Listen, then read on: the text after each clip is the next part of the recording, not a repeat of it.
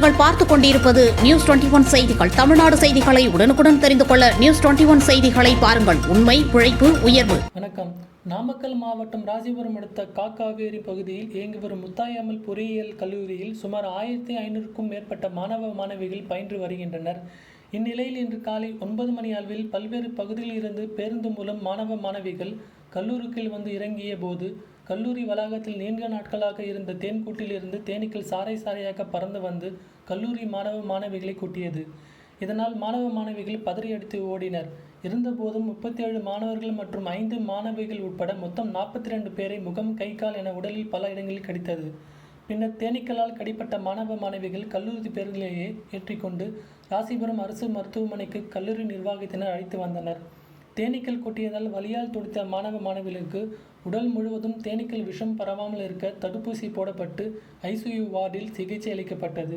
தகவல் அறிந்து வந்த நாமக்கல் மாவட்ட மருத்துவ இயக்குனர் ராஜ்மோகன் உடனடியாக சிகிச்சை பிரிவுக்கு வந்து மாணவ மாணவர்களுக்கு முதலுதவி சிகிச்சை அளிக்கப்பட்டதை குறித்து பார்வையிட்டார். மேலும் தேனீக்களிடம் கடிப்பட்ட மாணவர் மாணவிகளிடம் உடல்நலம் குறித்து விசாரித்தார்.